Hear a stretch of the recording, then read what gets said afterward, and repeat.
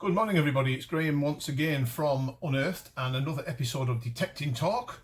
This is a very, very wild and wet Friday morning, so no better time to sit here and talk to you wonderful people out there. First off, I have to say a huge, the biggest thank you I've ever said to anybody, and that's to our customers in this time of crisis, in this time of sort of upheaval and stress, I guess. It's been absolutely heartwarming to see just how many supporters, customers, friends that we've got in the detecting world. So I can't thank you people enough for shopping, buying your detectors and accessories from us here at Unearthed. It's been, well, words fail me. It's been absolutely heartwarming. So that's the first thing I've got to get off my chest this morning. So thank you very much, everybody. You know who you are, and I hope the machines and accessories do you well out in the field, whenever that may be, because we are smack bang in the middle of probably the driest summer or driest period we've had for many years. And like I said on the last video, the ground is like iron. Even though we've got rain up here this morning, we've had a little bit of rain in the week earlier. It's pretty much not advisable for us to get out on the pasture and do some digging. It's just the ground's that hard. So we're going to have to wait patiently. But while we wait patiently, and we're all a little bit sort of frustrated that we can't get out into the fields as much as we once could, why don't people think about doing some research on new permissions? Now, I was talking to a gentleman on the phone at length earlier this week, which prompted me to add this part into this film. The gentleman in question has been detecting for about 4 or 5 years, so he hasn't been doing it too long, although he really loves the hobby and he's found some nice things. When he first started detecting, I gave him some advice on how to go around, or how to go about getting some permission. Now, he struggled initially because he was picking up the phone, ringing landowners, and also writing letters to landowners, which didn't really work. So he asked my advice about the next step, and obviously face to face, giving the advice on, you know, go armed face to face, let the guy see you or the farmer see you face to face. You can introduce yourself. First impressions sometimes last, don't they? You know, it's that sort of thing. And he targeted, wrongly in his opinion, in my opinion, some of the bigger states and some of the bigger farms, which didn't work. You know, some guys have already had this land tied up for many years, so he fell. That fell on its backside a little bit. But then he come across a friend of his that his or her mother, I can't remember which one it was now, his or her mother owned a 9 to 10 acre patch of land, which was split into about 2 or 3 fields. So they're only small, very small, narrow paddock fields. And he thought, you know what, it's 9 or 10 acres, doesn't sound much, but let's give it a go. So he decided on detecting on the first field that became available. Now, initially these fields were part of a big orchard, and the orchard was taken away or taken down or dismantled or whatever the word is, and then they took the hedgerows out and opened it up into a larger patch for the orchard, and then when the orchard went, they were able to get the whole patch into individual fields, so that made 3. So 3 small paddock-sized fields out of the 9 to 10 acres, and they started growing veg on there. They started growing strawberries on one of them as a pick your own, enterprise. And they had sheep on some grazing the grass, and every now and then they'd turn the field over, get it ploughed, rolled, etc., etc. So the first field that became available on this small patch was a little ploughed one, maybe 3 acres, and he decided to give it a go. Now you've got to remember, 3 acres is about the size of 3 football pitches there or thereabouts, so it's not, it's not a small patch. You take your, quite some time to do it methodically and properly, and that's what this gentleman set about doing. And at the end of about 3 weeks of detecting on this particular patch, and he thought he'd pretty much done it to death, he was still pulling up Roman bronzes, the odd Roman silver silica, and some hammered pennies and hammered coins. So the area was rich in history, and obviously the fields had been used for some time. And he thought, wow, you know, this is fantastic.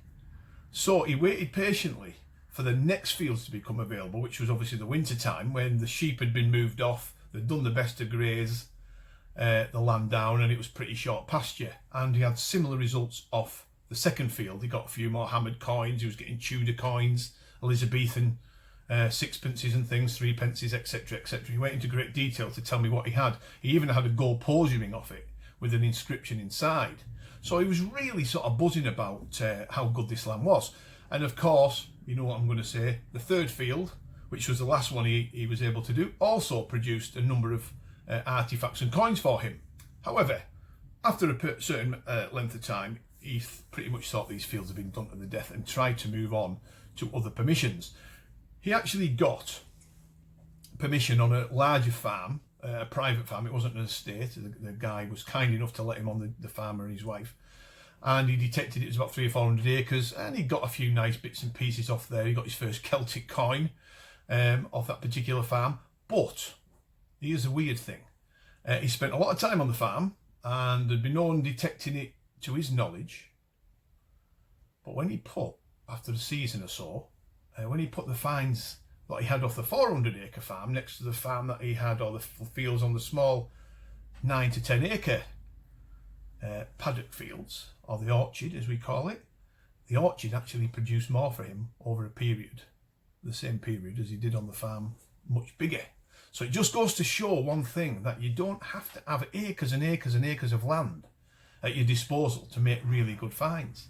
Now periodically, because the farms, the paddocks have been turned over on the orchard farm, he keeps on going on, and he still manages to produce coins and artifacts every time these fields are turned over and ploughed, which is fantastic.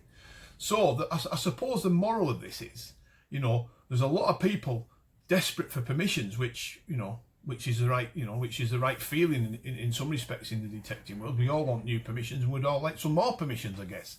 But never ever dismiss these small acreages, you know, these small paddocks, these small parcels of land that will produce, if they're in the right areas, will produce some really choice artifacts and coins, which is this story is proving that. So he actually found more off the 9 to 10 acres than he did off the 400 acres. My guess on that is he's probably not walked over the hot spots yet, because he's only been doing it for 2 or 3 years, this particular farm, but he's still finding just patches of stuff, you know, bits and pieces, nothing major. Chances are the farm's probably been detected on before, and he probably just doesn't know that. And, you know, you may have to have the discussion with the farmer, but, you know, who's to say that it won't produce in the future? Never give up on any farm is my advice to people. I mean, we've been on fields where it hasn't produced a single thing all day apart from lead buttons and bits of shotgun shells, and then 4 or 5 years down the line we go on with a different detector, and bang, we start hitting the gear. You know, one turn of the plough can change everything. So it's never give up. You know, never give up on a farm or a field or a certain area. You just never know what's going to come up off them. So this time of the year, it's worth, because of the situation with the summer and everything else, and the land, you know, there's not that much land available at the moment apart from pasture, because the crops are in all the arable stuff.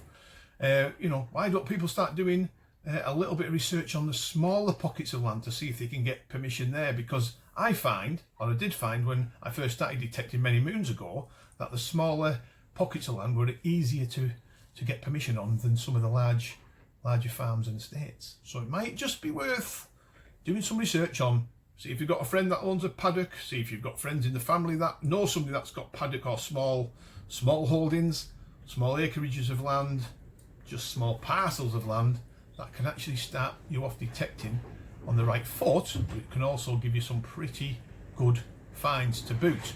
Now, if you can hear some background noise, folks, that's because the wind is probably blowing about 40 to 50 mile an hour out here. It's absolutely stormy.